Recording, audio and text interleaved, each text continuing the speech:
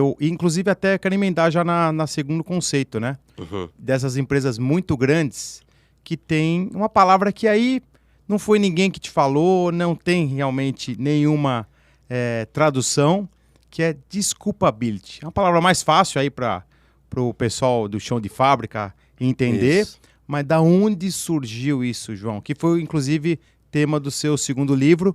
E a gente passou algumas questões de desculpability aí no passado, na época da Ford, da Triton, Uhum. mas é um tema que é um livro recente que você escreveu, né?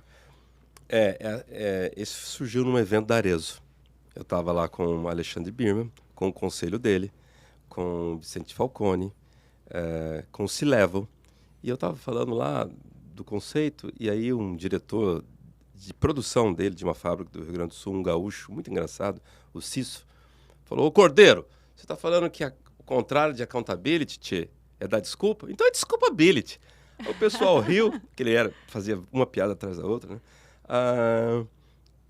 Eu comecei a usar um dia conversando com o Edu Vilela. Eu falei: "Edu, eu escutei essa palavra assim." Ele falou: "João, escreve já. Para tudo, escreve já sobre isso."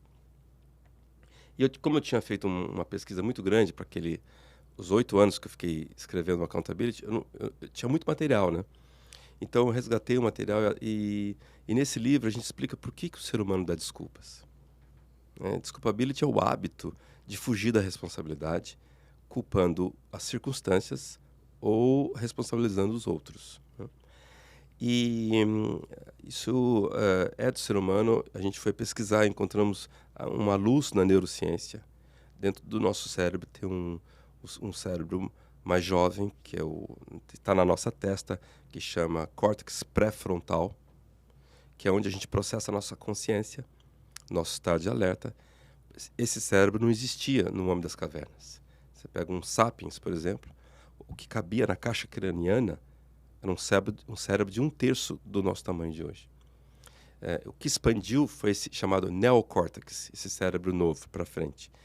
Então, abaixo dele tem um cérebro antigo, ele é dentro de chamado sistema límbico, que coordena comportamentos sociais, emoções, etc. Dentro do sistema límbico tem uma glândula do tamanho de um caroço de azeitona, chamado amígdala. As pessoas acham que às vezes eu estou falando da amígdala da garganta, né? Tem gente que numa hora dessa no workshop levanta a mão e fala: "Mas peraí, eu tirei quando eu tinha 12 anos de idade." Eu falo: "Não, você tirou outra. Essa você não tirou, não. Está numa região inoperável no cérebro." E é uma de cada lado. E a amígdala é como se fosse um chip que roda um programa. Ela rastreia perigo 24/7. Fundamental quando a gente morava numa época primitiva.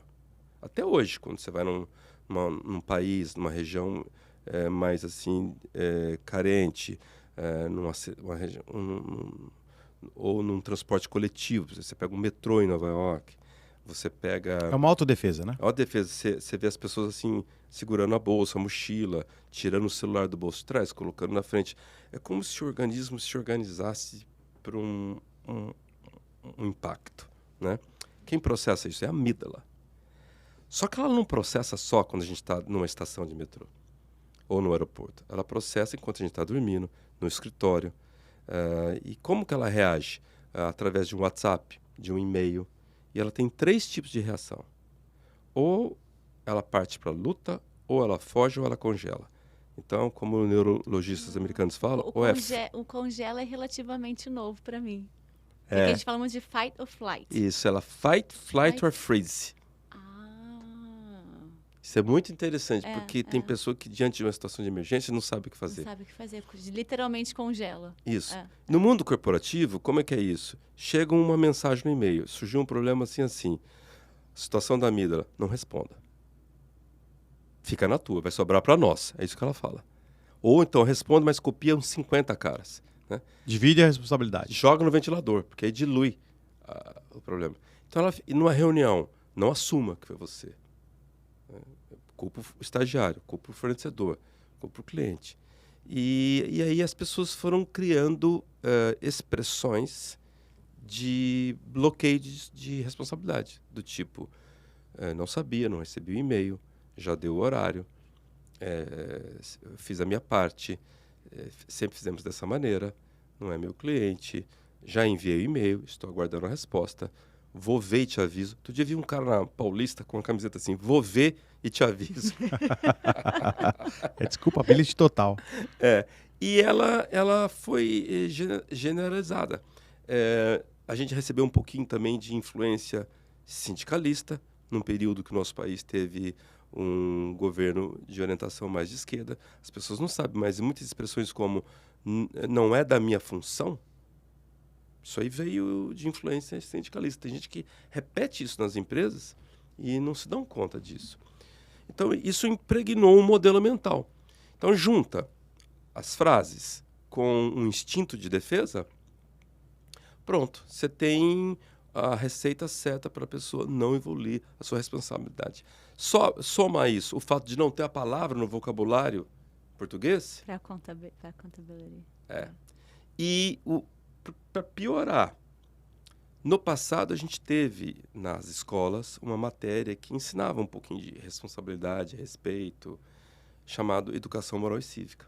Nossa, EMC, da minha época. Já entregou na cidade de novo. De novo. Eu já não tive isso. A Carol não teve isso, não. Carol, isso variava de estado para estado, de cidade para cidade. Mas no meu contexto, é uma aula que você podia chamar assim, aula de respeito. Porque assim, primeiro era respeito para entrar em sala de aula, você fazia fila, tinha distanciamento social. Você esticava um braço assim para fazer fila, hasteava a bandeira, com a mão no coração, cantava o hino. Todo dia. Então era respeito à bandeira, respeito ao país, respeito ao aluno, respeito... Professor era uma autoridade máxima, né? Entrava o professor na sala, a gente levantava e falava, bom dia, professor André Dueck, nome e sobrenome. Para passar um caderno, a gente aprendia como passar um caderno, como passar um livro, porque antes a gente arremessava um caderno. Como passar uma tesoura. Essa matéria foi retirada, porque estava muito vinculada à ditadura militar, mas não foi colocado nada no lugar. Nada. Né? Só que nesse momento, ainda a criança podia ser educada em casa por, às vezes, 2, 3 mentores. 3 ou mais até. Pai, mãe, avô e avó. O que acontece com a última geração, as 2 últimas? A criança é educada só em casa, né? Na fase pequena. O pai trabalha muito, a mãe também. Ele está deixado com a escola ou a TV, ou o pior, o celular. Videogame. Os pais inconscientemente delegaram isso para as escolas. As escolas mal dão conta do currículo básico. Você pega educação e matemática brasileiro, o Brasil é 12º, 13º nação do mundo em termos de produto interno bruto. Mas em matemática a gente está na posição 80, 85. Matemática. Muito menos virtudes morais. Então hoje, uma pessoa que tem uma empresa, que montou um negócio, que fez um processo seletivo, que contratou um jovem muito bem formado, na GV, na USP, no INSPER, contratou bem formado academicamente. Mas em termos de virtudes morais, é uma loteria. Que é muito mais difícil de treinar depois. A gente não sabe o que está vindo. Por isso, entre outros motivos, que código de conduta no Brasil é o maior do mundo, tá? Não sei se vocês sabem, tem países que não tem código de conduta. Não sei se vocês trabalharam em alguma empresa aqui americana, não tem código de conduta. O primeiro código de conduta que eu vi era uma página. Depois vieram 2, depois viram uma apostilinha. Hoje é um livreto.